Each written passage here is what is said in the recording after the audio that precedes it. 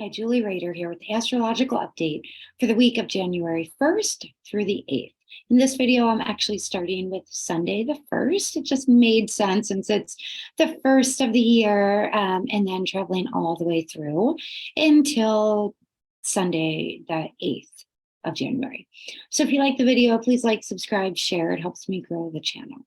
So starting off the first day of 2023, we have Mercury retrograde in Capricorn, making a beautiful sextile to Neptune in Pisces. This is a very dreamy and intuitive aspect. I mean, it is Capricorn, so Capricorn is more, let's get down to business. However, Mercury is retrograde, and when Mercury is retrograde, it's more intuitive. It's about going inward. Mercury is a planet of communication, but it's about that inner communication.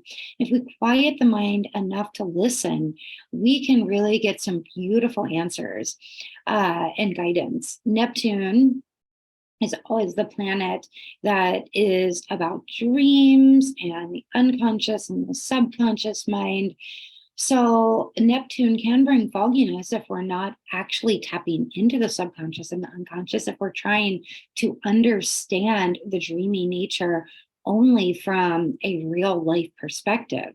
But when we allow ourselves to go into a dream state, into a deep meditative state, into an altered state of mind, then we can actually see more clearly.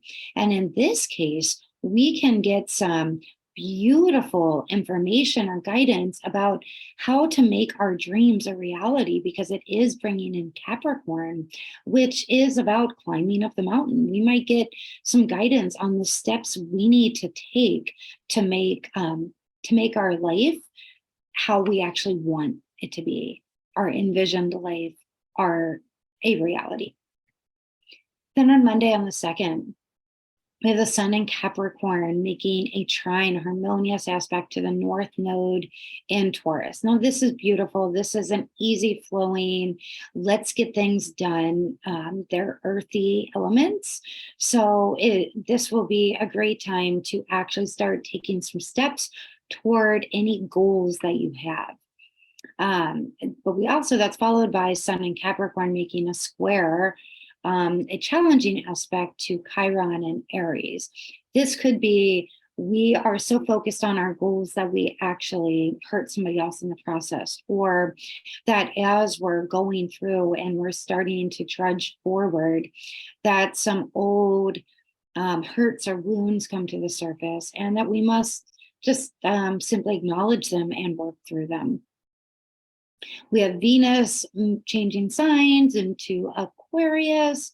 Venus changes signs every month, a month and a half. So this happens quite often, but Venus is moving out of Capricorn, where she had on her business suit, into Aquarius, where she is going to feel a bit more eclectic. So that's always fun, Venus and Aquarius.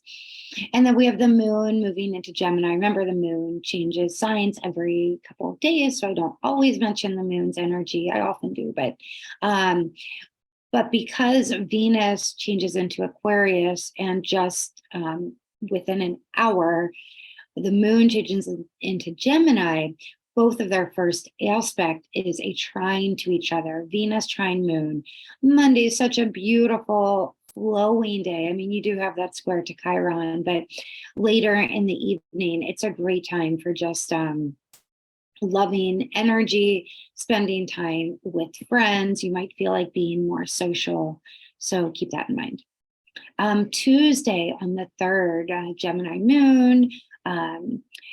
There aren't really a lot of aspects that day, and I don't talk a lot about the moon aspects, but the Gemini moon on Mars's day is conjunct Mars right around noon, just before noon, about 11:45 a.m. So this would be a great, so when moon and Mars come together, it can bring up some emotions like rapidly. But when you have Gemini, we've got this Gemini energy. Remember, Mars is retrograde and out of bounds. Why not channel it into a writing project or any kind of communication project, or even plan just a short trip would be a really beautiful usage of that energy midday Pacific time. Wednesday on the 4th. Happy birthday, Kathleen, if you're listening. We have Venus and Aquarius making a beautiful sextile to Jupiter in Aries. So if you're born on this day, this is a great aspect to have because it's part of your solar return chart. So Venus is the lesser benefic, Jupiter is the great benefic. When they come together harmoniously, it's just such a beautiful day. It's a beautiful day for doing anything creative, loving, treat yourself to a nice meal. Be aware of potentially overdoing it though. It's the benefics when they come together in this harmonious way. It's just so beautiful. So plan something special that day. Acknowledge the energy. Do something that uplifts you and makes you feel good. Then on Thursday, on the 5th, we have the sun in Capricorn making a beautiful trine, harmonious aspect to Uranus in Taurus. So this is they're both, it's earth energy. Remember, Uranus though is expect the unexpected, but once making a harmonious aspect with the sun, use this energy. It's vitality and it's breakthroughs. So where are you wanting to have a breakthrough in your life? You might get some answers. Really channel this energy into potentially a project that you're working on.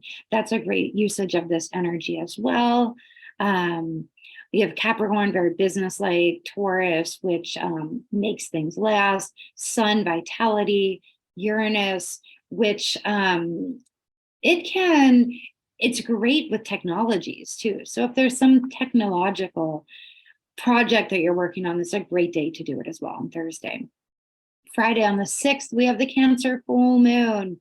Now remember, the only sign that is ruled by the moon is Cancer. So the Cancer full moon is a big one to look at. Your life. Are you living the life you want to live? What do you need to prioritize? And if you're prioritizing what it is you want, what needs to drop away?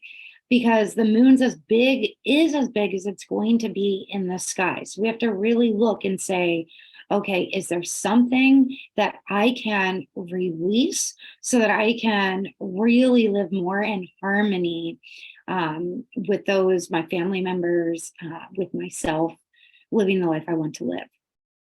It's happening at 3:07 p.m., 16 degrees. So I'll make another full moon video going through the signs as well. This full moon is opposing Mercury retrograde and sextile in Uranus. There can be some just unexpected things that come up at this full moon. So be good to yourself, be kind to yourself. It's the first week of the year, and get clear on what you want.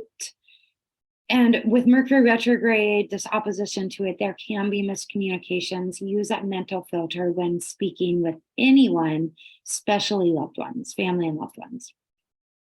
Saturday on the 7th, we have Mercury retrograde in Capricorn conjunct the sun. This is called Cazimi.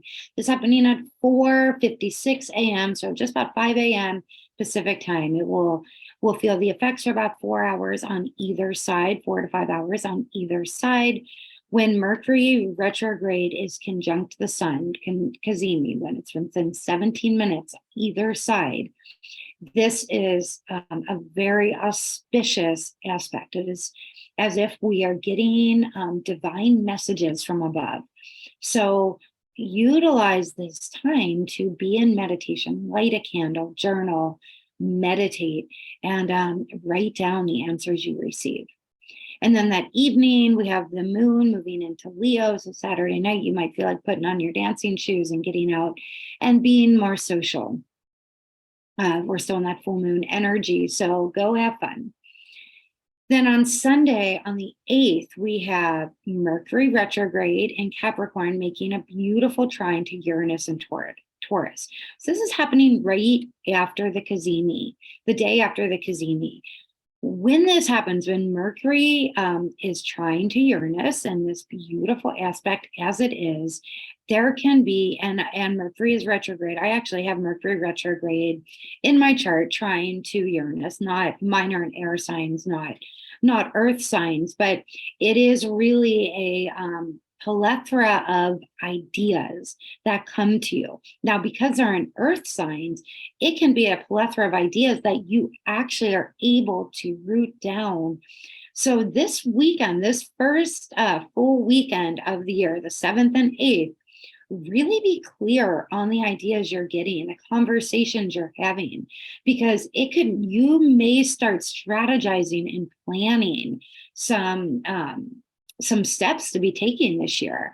I just did the 2023 video, so you'll know by listening to that January and February are more about planning and strategizing, and then come the spring, it's more full steam ahead. So, but this first weekend of the year, you could really be getting, the puzzle pieces could be coming together. You could be getting a clearer vision or ideas of what it is that you will be creating in the coming years. May not be time to move forward with it yet, but definitely write it all down. Thank you so much for listening, and I will see you in the next video. I'll be filming the full moon video in the next few days. All right, have a good one. Happy New Year.